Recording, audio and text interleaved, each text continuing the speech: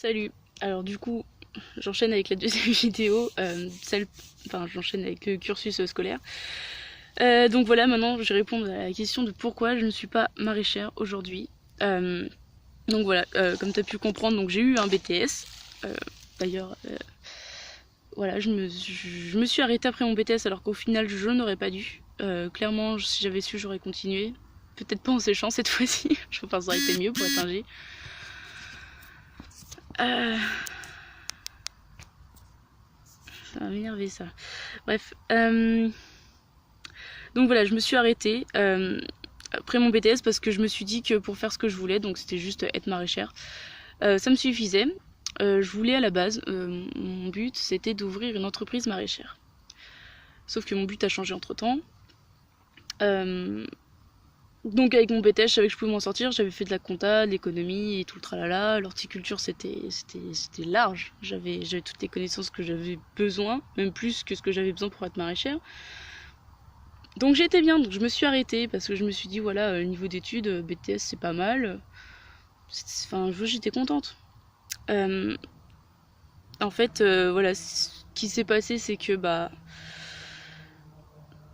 quand, euh, quand j'ai fini du coup mon BTS, j'ai contacté les deux entreprises où j'ai fait mes stages. Donc l'une d'entre elles ne pouvait pas m'embaucher à cause des charges sociales qui fusillent clairement toutes les entreprises, hein, pas que les maraîchers d'ailleurs. Donc à cause des charges sociales, la première entreprise n'a pas pu m'embaucher, malgré le fait qu'elle l'aurait bien voulu d'ailleurs. Et la deuxième, c'est pareil, devait m'embaucher en fait à la fin de mon BTS, mais à cause d'un de ses employés, il s'est retrouvé en galère, il a dû embaucher en mars, ce qui fait que dès que moi je suis sortie de l'école, j'ai pas pu avoir la place qui devait m'être due.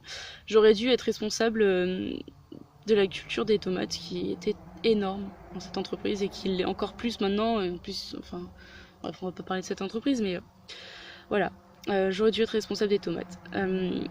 Donc après, j'ai commencé à postuler à droite à gauche.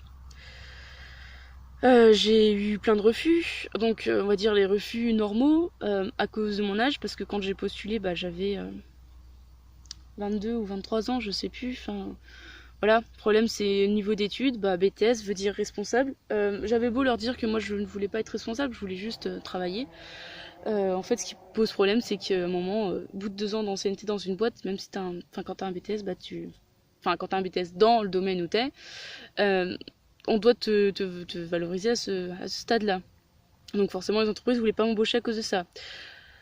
On va dire que ça, je peux rien dire parce que ouais, j'étais jeune, 22 ans, c'est clair, tu peux pas être, enfin, ça fait un peu flipper les entreprises dans le sens où déjà ils ont pas de quoi te payer. Ensuite, être responsable, ça veut dire être en charge d'équipe, enfin d'une équipe. En Marèche, il n'y a pas beaucoup de femmes, on est très peu, donc ça voulait dire en plus encadrer des équipes d'hommes à 22-23 ans, des hommes qui avaient peut-être 40-50 ans, genre. Clairement, c'était. Enfin voilà, je comprends pourquoi.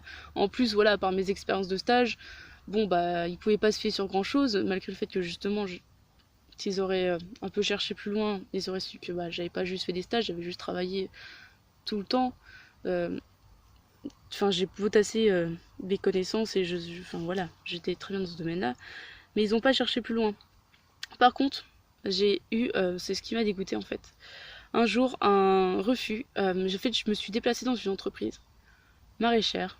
Je vais pas la citer parce que je pense que si jamais cette personne regarde cette vidéo, mais vu le personnage, franchement, j'en doute. Euh, donc ce monsieur, très aimable qu'il était, m'a clairement dit, je sais pas si je vais le citer, mais non, si je vais pas le citer. Non, car vous êtes une femme. Voilà, je suis une femme. Alors moi je lui dis oui mais enfin je sais faire des trucs, même si je suis une femme, je sais travailler. Enfin, il m'a dit non, vous pouvez pas porter plus de 10 kilos. Genre oui. Alors oui, c'est clair que sur le je sais pas quel connard a mis cette règle de merde, mais putain, pas plus de 10 kilos, ça veut dire quoi? Que ton gosse, tu vas pas le porter chez toi non plus? Enfin, il y a un moment, c'est débile. J'ai porté des sacs de pommes de terre de 25 kilos, c'est bon, j'en suis pas morte, c'est clair que c'est lourd. Mais en fait, du moment où tu pars sur le principe qu'une putain de caisse de légumes, pardon, une fois qu'elle va être pleine, elle va faire 25 kilos. Tu fais quoi? Tu remplis ta caisse aux trois quarts, t'achètes 46 000 caisses pour remplir ta caisse aux trois quarts juste parce que t'as une femme dans l'équipe. Enfin, t'es censé faire quoi en tant que maraîcher dans ces cas-là? Parce que clairement, des caisses de 25 kilos, j'ai porté que ça. Hein. J'ai jamais porté une caisse de 10 kilos, sauf si parce que, on va dire, il y avait 3 courgettes dans une caisse et parce on pouvait pas les foutre ailleurs, mais non, j'ai jamais porté moins de 10 kilos, clairement. C'est n'importe quoi cette loi. Elle est débile. Alors oui, c'est clair pour la pénibilité du travail et tout le tralala et machin, le dos, la santé. Ouais. Mais alors celui qui fait ça, personnellement, je crois qu'il a jamais été travailler dans une entreprise. Il est jamais sorti de son bureau. C'est pas possible. Il y a vraiment, je sais pas, ouais, faut aller sur le lieu et puis vivre. Vivre ce que les gens vivent pour se rendre compte que ta règle elle est juste impossible. Dans ces cas-là, faut revoir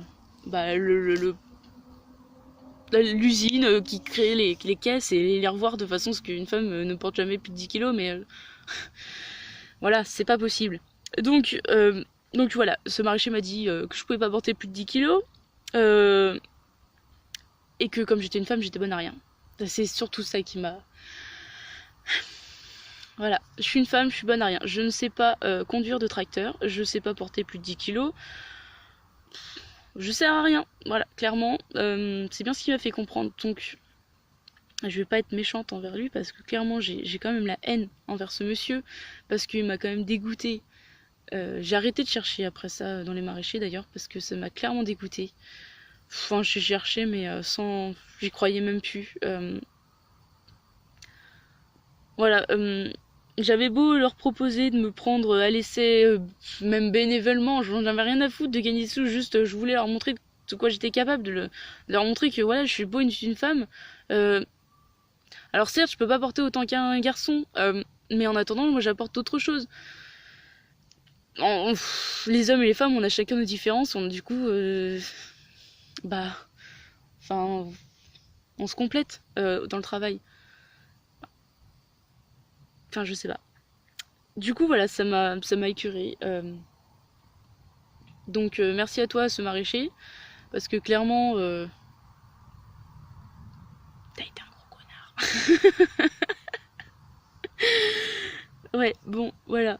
Donc, je suis pas maraîchère aujourd'hui, mais c'est pas grave, je suis jardinière et ça me va très bien. Mon optique de vie maintenant, ce n'est plus d'ouvrir une entreprise maraîchère parce que clairement, ce que je vois entre les charges et tout le tralala, même si je changeais de pays, c'est plus ce qui m'intéresse. J'ai pas envie de me prendre la tête, j'aime pas faire des papiers déjà, ça m'énerve. Et malheureusement, pour faire une entreprise, faut faire des papiers tout le temps, et j'aime pas ça.